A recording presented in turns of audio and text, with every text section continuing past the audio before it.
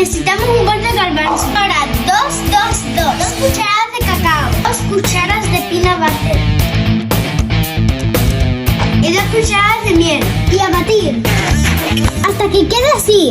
Vamos haciendo bolitas. Y ahora fundimos el chocolate.